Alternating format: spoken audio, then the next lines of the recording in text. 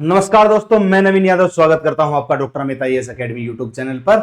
आज हमारी चर्चा होगी ट्रांसजेंडर पर। एक ऐसा शब्द जिसको समाज में बड़े ही हीन भाव से देखा जाता है, एक ऐसा शब्द जिसमें पुरुष हो या महिला इस शब्द को सुनते ही झेप जाते हैं और समाज इनको एक घृणा भाव से देखता है, यानी कि वो अपने आप में इनको इंक्लूड करता ही नहीं।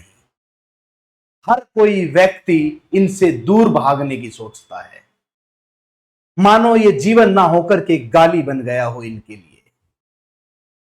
आज के दिन ऐसे ऐसे कानून भी बनाए गए हैं जो इनको समाज का हिस्सा मानते हैं, समाज में इनको शामिल करते हैं। ऐसी ऐसी धाराएं संविधान में लागू कर दी गई कि इन्हें भी जीने का अधिकार है, लेकिन समाज की जो ये हीन दृष्टि है, ये इन लोगों को आत्महत्या तक करने पर मजबूर कर देती है। ये समाज के दबाव में आके उस घृणा की दृष्टि से बचते हुए ये अपने आप को समाज के एकांत में छुपा करके रखते हैं। ये खुल करके समाज में सामने नहीं आ सकते, क्योंकि उनको पता है कि लोग गालियों के सिवा इनको कोई अन्य नाम नहीं दे सकते। लोग इनको अन्यतर न जाने कैसे कैसे घृणित नामों से पुकारते हैं, यानी कि बोलते हुए उनको तनिक भी दुख नहीं होता कि इनको कितनी पीड़ा पहुंच रही होगी इन शब्दों से। आज इन्हीं के ऊपर हम चर्चा करेंगे, इन्हीं की कहानी को मैं आप लोगों के सामने रखूंगा। आखिर भारतीय न्यायालय ने इनके लिए क्या प्रावधान किया है, वो कंप्लीट एक संरचना मैं आपके सामने रखता हूं। ट्रांस पीपल डिजर्व बेटर, इस थॉट के साथ हम शुरू करेंगे। भारत में ट्रांस जेंडर कल्याण हेतु प्रमुख उपाय जो सरकार ने किए हैं, उस पर हमें चर्चा करनी है। क्यों यह विषय बना हुआ है, किस लिए यह विषय बना हुआ है, उस पर हमें चर्चा करनी। आप न्यूज़पेपर्स में भी पढ़ते होंगे, द हिंदू में यह आर्टिकल छपा हुआ है और एक दो दिन पहले ही यह छपा था, उसी पे हमें जानकारी प्राप्त। तो ये चर्चा में क्यों है, इनको एक अलग सिंबल से डिनोट किया जाता है। पहले बता देता हूं, ये जो 5 कलर्स हैं, जो डार्क येलो है, लाइट येलो है, स्काई ब्लू है, ग्रीन है, ये जो कलर्स हैं, ये कलर्स का ये जो फ्लैग दिखाई दे रहा है, इन्होंने इस फ्लैग को अपनी निशानी बना लिया है। इस फ्लैग को अपनी निशानी बना करके अपने साथ रखा है। हर कोई दूर से पहचान जाता है कि उनका फ्लैग है, ये ट्रांसजेंडर का फ्लैग है। ये किन को दर्शाता है, तो उसी पे हम बात करेंगे। आपने अलग अलग शब्दों को सुना होगा, उन्हीं पे हमें चर्चा करनी है। तो आपको बता देता हूं, भारत में ट्रांसजेंडर व्यक्तियों को सांस्कृतिक मान्यता के बावजूद लंबे समय से सामाजिक हाशिए पर रहना पड़ा है। समाज ने इसको अपनी तली में रखा है। क्यों, तो ये बात हम करेंगे। औपनिवेशिक अपराधीकरण और भेदभाव ने उन्हें हाशिए पर धकेल दिया है। जो ये औपनिवेशीकरण है, ये जो अपराधीकरण है, जो ये भेदभाव की भावनाएं हैं, ये जो डिस्क्रिमिनेशन है, इसने इनको बिल्कुल तलेटी में धकेलने का काम किया है। हाल के कानूनी सुधारों और सक्रियता ने उनके समावेश एवं सम्मान को बढ़ाने की शुरुआत की, लेकिन भारत को राजनीति और नीति निर्माण में उनकी भागीदारी सुनिश्चित करने के लिए वादों से आगे बढ़ना हो। यानी कि अगर सरकार वास्तव में इनको सम्मान दिलवाना चाहती है, तो जो पॉलिटिकल वादे करती है उनसे बहुत आगे बढ़ना होगा, तभी इनको समाज में सम्मान मिल पाएगा। क्योंकि इनको खुद भी अपने सम्मान की लड़ाई लड़नी होगी, ये भी समाज में आगे आएंगे, तभी समाज इनके सम्मान की लड़ाई को स्वीकार करेगा। क्योंकि कहा जाता है कि जब हक मांगने से ना मिले तो हक छीनना बेहतर होता है। इनको सम्मान मांगने से नहीं मिल रहा, समाज इनको दुत्कार देता है। अगर किसी के परिवार में ऐसा होता है तो वो उसको बाहर धकेल देता है, या फिर मैं कहूं उसको एक्सेप्ट ही नहीं करता, या उसको समाज की नजरों से बचा देता है। कहीं ना कहीं अलग अलग प्रकार के भाव पैदा होते हैं इंसान में। यह है क्या चीज, उस पर भी हम चर्चा करेंगे। तो ट्रांसजेंडर व्यक्ति होने का अर्थ क्या है, तो ट्रांसजेंडर एक व्यापक शब्द है, एक ऐसा शब्द जो बड़े स्तर पर फैला हुआ है। वास्तव में ये एक शब्द नहीं है, ये बहुत सारे छोटे छोटे शब्दों को मिला करके बनता है, जो उन लोगों के लिए प्रयोग किया जाता है जिनकी लैंगिक पहचान या व्यक्तित्व उनके जन्म के समय निर्धारित लिंग से भिन्न होती है। जो उनके जन्म के समय जो निर्धारित सेक्स डेफिनेट किया जाता है, फिक्स किया जाता है कि भैया इसका सेक्स है, ये इसका लिंग है, उसी के बिहाफ पे ये चीज जब निर्धारित की जाती है तो जैसे जैसे बड़े होते हैं तो उनके गुण, उनके हाव भाव बदलने लगते हैं। जैसे जैसे बदलने लगते हैं वैसे उनकी पहचान जो है वो अलग तौर पर सामने आ जाती है। वास्तव में अगर मैं बात करूं लैंगिक पहचान यानी कि जेंडर आइडेंटिटी, किसी व्यक्ति के अपने लिंग के प्रति अंतर्निहित और गहन अनुभव या स्वयं की समझ, जैसे पुरुष, महिला या अन्य कोई लिंग। हर व्यक्ति की पहचान लिंग के आधार पर ही जन्म से की जाती है, या किसी की भी पहचान वो अन्यतर लिंग के आधार पर की जाती है। लिंग पहचान का चुनाव तब किया जाता है जब कोई व्यक्ति अपने शरीर, शारीरिक बनावट, बोली, व्यवहार आदि के अंतर्गत व्यक्तिगत अनुभव को समझता है। बेसिकली आप किसी को भी समझोगे उसकी आवाज से पहचान जाओगे लड़की है लड़का है, ठीक है। तो उसी समय उस शारीरिक बनावट से भी पता चलता है कि लड़की है या लड़का है। बट कई बार फिजिकली बनावट ऐसी हो जाती है, फिजिकल स्ट्रक्चर ऐसा हो जाता है कि वो पुरुष के अंदर भी महिलाओं के गुण नजर आने लगते हैं। आखिर ऐसा क्यों, किस लिए, उन चीजों पर बायोलॉजी की चीजों में हम पढ़ते हैं। बट यहां इनके सम्मान की बात है, या ट्रांसजेंडर के आत्म सम्मान के लिए ये कहानी लिखी जाती है। आखिर ऐसा क्यों है कि क्यों समाज इनको हीन भावना से देखता है, उसी पे हमें चर्चा कर रहे हैं। आइए आगे देखते हैं। यदि किसी व्यक्ति की लिंग पहचान जन्म के समय निर्धारित लिंग से मेल नहीं खाती तो वह अपनी पहचान किसी अन्य लिंग के रूप में चुन सकता है। यदि किसी व्यक्ति की पहचान उसके जन्म के समय की पहचान से मेल नहीं खा रही है, यानी कि उसके अंदर के भाव अलग हैं, तो वो अपनी पहचान अलग रूप में लिख सकता है। यह भी अधिकार इनको मिलता है और कुछ इस चीज को एक्सेप्ट भी करते हैं। ट्रांसजेंडर लोग स्वयं को ट्रांसजेंडर, महिला, पुरुष, ट्रांस वुमेन, ट्रांसमैन, ट्रांससेक्सुअल या विशिष्ट संस्कृतियों में प्रयुक्त विभिन्न शब्दों, स्वदेशी शब्दों जैसे कि हिजड़ा भारत में, कैथोय थाईलैंड में, वारिया इंडोनेशिया में, या कई अन्य ट्रांसजेंडर पहचानों में से एक रूप में पहचाने जाते हैं। भिन्न भिन्न देशों में भिन्न भिन्न नामों से इन्हें पुकारा जाता है। अलग अलग देशों में अलग अलग नामों से इन्हें पुकारा गया है। जैसे थाईलैंड में कैथोय और इंडोनेशिया में वेरोय और भारत में हिजड़े नाम से इनको बोला गया है, या फिर मैं किन्नर भी कह सकता हूं। इन नामों से इनको बोला जाता है। ये नाम समाज की ही देन है। हालांकि इनको सभ्य शब्दों में अगर बात की जाए तो ट्रांसजेंडर लोग स्वयं को ट्रांसजेंडर महिला, पुरुष, वुमेन, ट्रांसमैन, ट्रांससेक्सुअल या विशिष्ट नामों से बोल सकते हैं। इसके अलावा अगर मैं बात करता हूं जनसंख्या भारत में लगभग 4.8 मिलियन ट्रांसजेंडर व्यक्ति हैं। ट्रांसजेंडर व्यक्ति में केवल एक कैटेगरी शामिल नहीं है, बहुत सारी कैटेगरियां आती हैं। एक एक के बारे में बताऊंगा आपको मैं। जनगणना 2011 के अनुसार ऐसा संभव हो पाया है। सबसे अधिक ट्रांसजेंडर आबादी वाले शीर्ष 3 राज्य, टॉप 3 स्टेट जिनमें सबसे ज्यादा ट्रांसजेंडर हैं, जैसे कि उत्तर प्रदेश, सबसे ज्यादा जनसंख्या किधर, उत्तर प्रदेश में, तो ट्रांसजेंडर की काउंटिंग भी उधर ही सबसे ज्यादा होगी। आंध्र प्रदेश, महाराष्ट्र, ये देश के टॉप जनसंख्या वाले स्टेट्स हैं और इन स्टेट्स में ही क्या है, ट्रांसजेंडर की भी जनसंख्या अधिकतम है। LGBTQIA+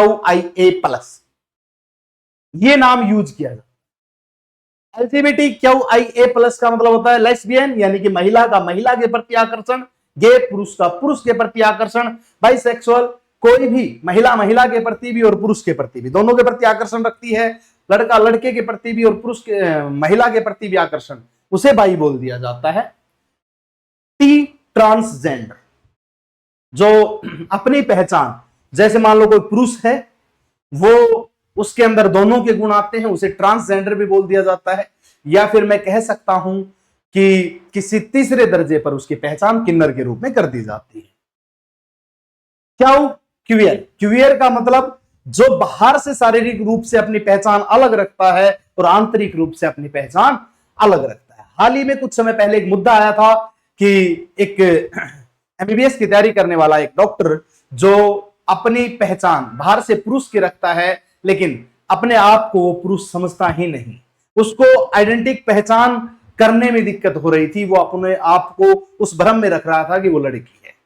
वो खबर अखबारों में काफी समय तक न्यूज में और चर्चा में बनी रही थी, वही क्यूयर बोला जाता है। यानी कि जो रियली में अपनी पहचान जो बाहर से अलग और आंतरिक भाव से अलग रखता है, उसे क्यूयर में गिना जाता है। ठीक इसी प्रकार ए सेक्सुअल उसे बोला जाएगा जो किसी भी प्रकार के पुरुष या महिला में इंटरेस्ट नहीं रखता। ठीक इस प्रकार के शब्दों को यूज किया जाता है। तो ये शब्द मिलाकर के एक ही वर्ड को डिफाइन करते हैं, ट्रांसजेंडर। सरकार ने इनके लिए क्या उपाय किए हैं वो भी बताएंगे। ट्रांसजेंडर व्यक्तियों को टी के द्वारा दर्शाया जाता है, जिसका अर्थ है लेस्बियन, गे, बाइसेक्सुअल, ट्रांसजेंडर, क्यूयर, इंटरसेक्स और सेक्सुअल। प्लस में नॉन बाइनरी और पेनसेक्सुअल जैसी अन्य पहचान शामिल है, जो लिंग और कामुकता की विकसित होती समझ को दर्शाती है। प्लस में ऐसे लोगों को शामिल किया जाता है जिनमें किसी भी प्रकार के उसमें भाव आ सकते हैं, किसी भी प्रकार के गुण आ सकते हैं, उसे बाइनरी, नॉन बाइनरी और पेनसेक्सुअल में रखा जाता है। ठीक उसके बाद जैसे एलजीबीटी प्लस का मतलब क्या है, उसी आधार पर मैं बात करूं तो लोगों की एक व्यापक श्रेणी जो संदर्भित करता है, जिसमें वे लोग शामिल हैं जिन्हें लेस्बियन, गे, बाइसेक्सुअल, ट्रांसजेंडर, इंटरसेक्स और क्यूयर के रूप में जाना जाता है।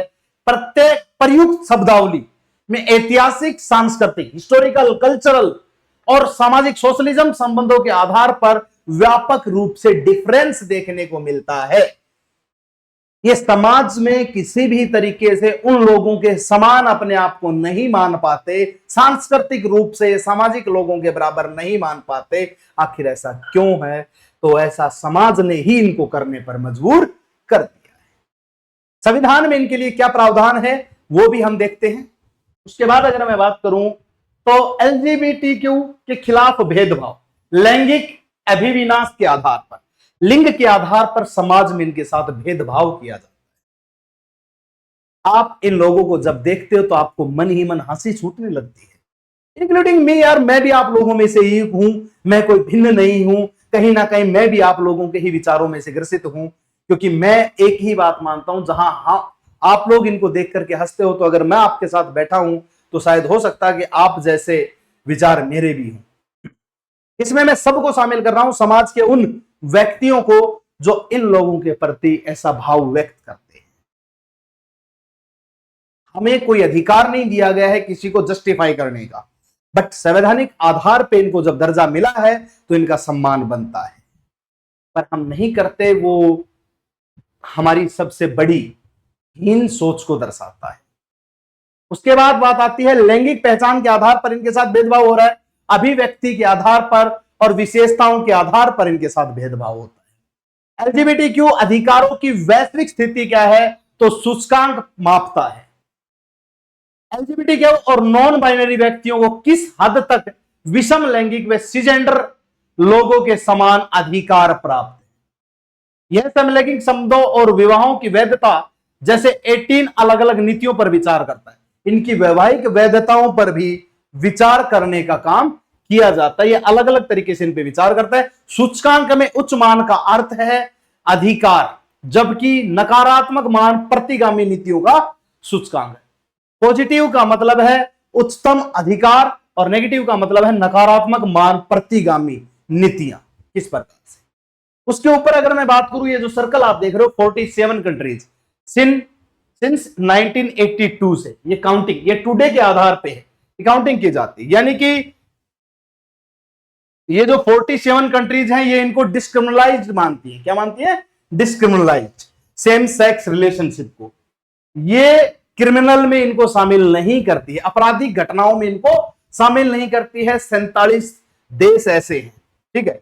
उसके अलावा 22 देश ऐसे हैं have achieved this through broader review of penal codes, और 22 देश ऐसे हैं जो इनको broader review of penal codes में रखते हैं।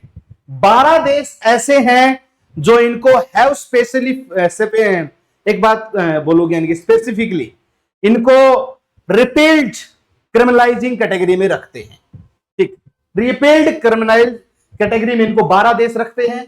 19 देश 10 देश ऐसे हैं जो have changed there law following a court decision, और 10 देशों ने अपने डिसीजन, अपने कानून को इनके प्रति बदल लिया है। 47 देश इनको डिक्रिमिनलाइज्ड सिचुएशन में रखते हैं। 22 देश ऐसे हैं जो इनको broader review of penal code में रखते हैं, और 10 देश ऐसे हैं जिन्होंने इनके लिए चेंज कर लिया है, यानी कि अपने कानून में कुछ बदलाव किया है। और 12 देशों की सूची ऐसी है जो अगर मैं बात करूं तो इनको क्रिमिनलाइज लेजिस्लेशन में रखते हैं।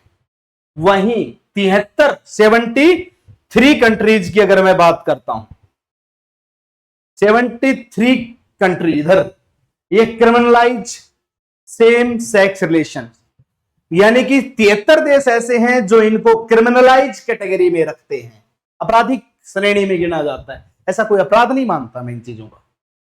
44 देश ऐसे हैं जो स्पेशली क्रिमिनलाइज लेस्बियन रिलेशनशिप, ऐसे 44 देश हैं जो लेस्बियन, जो सिर्फ फीमेल के प्रति आकर्षण को क्रिमिनलाइज में रखा जाता है।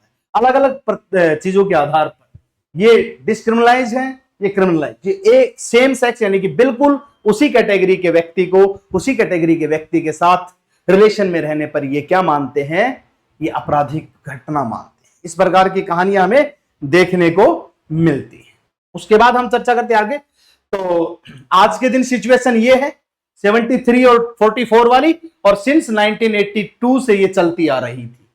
ठीक, उसके बाद प्राइड मंथ जून, 11 अक्टूबर नेशनल कमिंग आउट डे के ऊपर ये चीजें रिसर्च की गई हैं। उसके अलावा अगर मैं बात करूं तो भारत में LGBTQ अधिकारों का इतिहास, भारत में क्या इतिहास रहा, तो 1992 समलैंगिक व्यक्तियों के अधिकारों की मांग को लेकर पहली बार विरोध प्रदर्शन हुआ।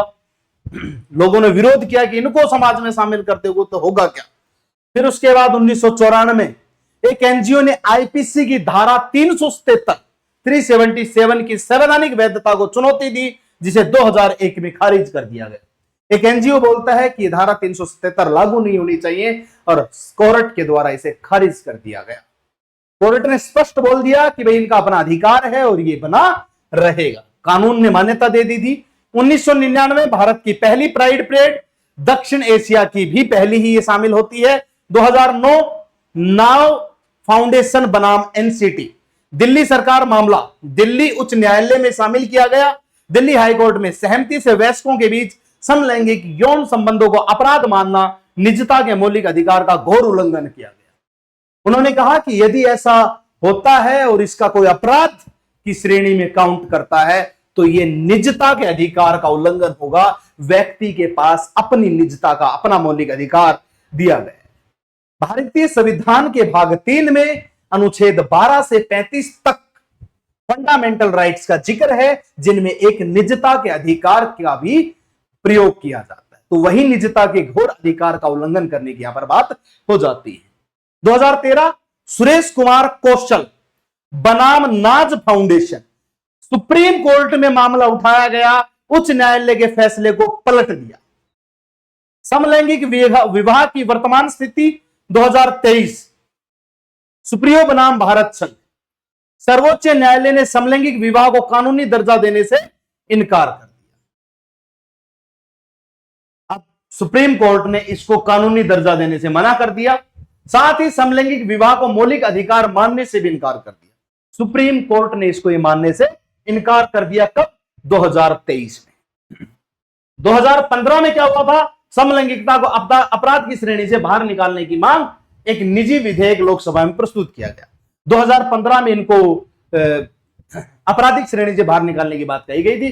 2017 में न्यायमूर्ति KS पट्टास्वामी बनाम भारत संघ, सर्वोच्च न्यायालय ने निजता को मौलिक अधिकार बनाया, और 2018 में नवतेज सिंह जौहर बनाम संघ, सर्वोच्च न्यायालय ने धारा 377 को असंवैधानिक करार दे दिया।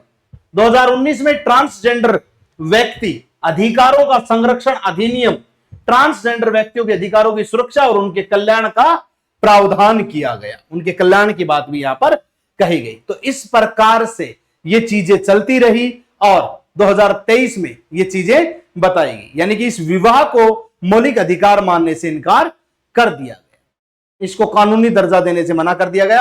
हालांकि इस विवाह को कानूनी दर्जा नहीं दिया जा सकता। आप अपनी मर्जी से रह कैसे भी सकते हो, लेकिन वैवाहिक संबंध में इसको नहीं बदला जा सकता। सामाजिक तौर पे कहीं ना कहीं इसको माना जाता है कि वैवाहिक तौर पे बीमारियां बन सकती हैं, या किसी भी प्रकार से इनको आप वैवाहिक तौर पे नहीं रख सकते। वैवाहिक संबंध अलग प्रकार से बोला जाता है, यानी कि जो समाज को आगे बढ़ाने का काम करे, संसार को ग्रो करने का काम करे, उसी तौर तरीके से रखा जाता है। कुछ शास्त्रार्थ के आधार पर, कुछ चीजों के आधार पर देखा जाए तो इन चीजों को हम निरर्थक मान बैठते हैं। उसी के आधार पर हम बात करें, भारत में ट्रांसजेंडर अधिकारों को आकार देने वाले प्रमुख कानूनी और संवैधानिक मील के पत्थर क्या हैं, उनके ऊपर चर्चा करेंगे। जो इनको किस प्रकार से मील के पत्थर में गिने जाते हैं, उन्हीं पे हमें चर्चा करनी। नालसा बनाम भारत, 2014 की बात बताऊंगा। सर्वोच्च न्यायालय ने इस ऐतिहासिक फैसले को कानूनी तौर पर ट्रांसजेंडर व्यक्तियों को थर्ड जेंडर के रूप में मान्यता दे दी, तीसरे जेंडर के रूप में मान्यता दे दी। पुष्टि की कि भारतीय संविधान अनुच्छेद 14 जो समानता का अधिकार देता है, 15 जो लिंग जाति के आधार पर भेदभाव करने के खिलाफ आपको अधिकार देता है, 16 अवसर की समानता देता है, 19 जो आपको बोलने की आजादी देता है, राइट टू स्पीच, और आर्टिकल 21 जो आपको जीने की आजादी देता है, प्राण एवं दैहिक स्वतंत्रता के तहत गारंटीकृत मौलिक अधिकार उन पर भी समान रूप से लागू होते हैं।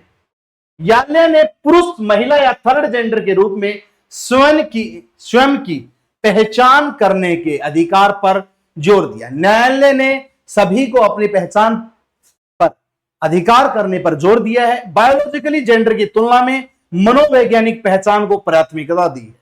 भाई बायोलॉजिकली कोई पुरुष है और अंदर से महिलाओं की भावना आ रही है, तो वो अपनी पहचान में फीमेल लिख सकता है। मानसिक आधार की सोच को जोर दिया गया तथा शिक्षा, रोजगार और स्वास्थ्य सेवा में भेदभाव के विरुद्ध समान संरक्षण का आदेश दिया है, यानी कि सभी का शिक्षा पर भी बराबर अधिकार है। अगर ऐसा होता है तो इसके विरुद्ध संरक्षण का भी आदेश दिया है। उसके अलावा अगर मैं बात करूं तो इसने सरकार को ट्रांसजेंडर व्यक्तियों के लिए सामाजिक कल्याण योजनाएं, सार्वजनिक सुविधाएं प्रदान करने का भी निर्देश दिया। नालसा के फैसले में ट्रांसजेंडर को सामाजिक और शैक्षणिक रूप से पिछड़े वर्गों SABC के रूप में वर्गीकृत किया है, जो उनके समावेश और उत्थान को बढ़ावा देने के लिए नौकरियों और शिक्षा में आरक्षण के हकदार होंगे, उनको भी बराबर का हकदार माना गया है। दृष्ट स्वामी बनाम भारत संघ 2017, निजता के अधिकार के संबंध में दृष्ट स्वामी पुट्टू स्वामी, मैं यहां पर कहूंगा पुट्टू स्वामी की बात है। यहां पर पुट्टू स्वामी मामले में ऐतिहासिक निर्णय में सर्वोच्च न्यायालय ने कहा कि जीवन, समानता और मौलिक अधिकारों के स्वतंत्रता के अधिकार में निजता का संवैधानिक अधिकार निहित है। इनमें अपनी पसंद के अंतरंग संबंध बनाने का अधिकार तथा यौन अभिविन्यास और लैंगिक पहचान का अधिकार शामिल है।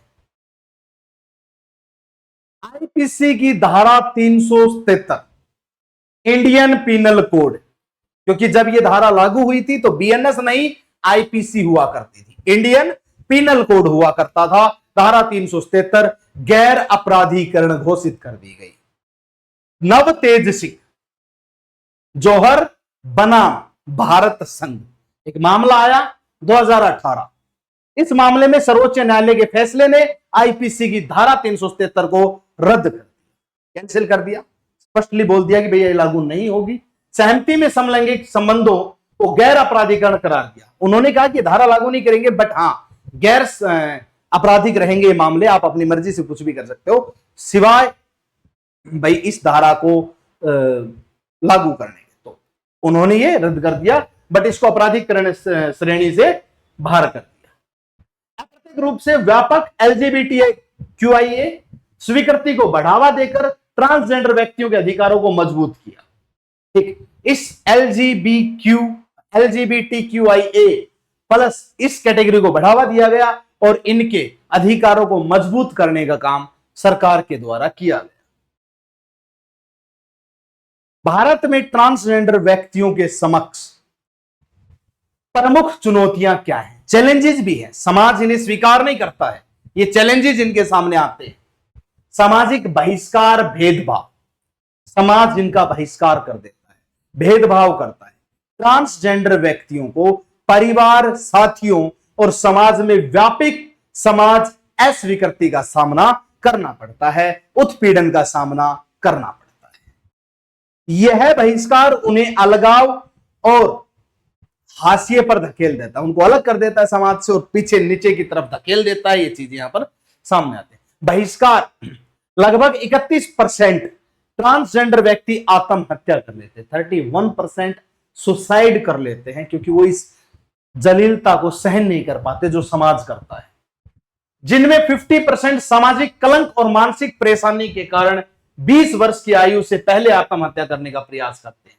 जिनमें से 50% ऐसे हैं जो 20 वर्ष से भी पहले सुसाइड करने का प्रयास करते हैं। क्यों?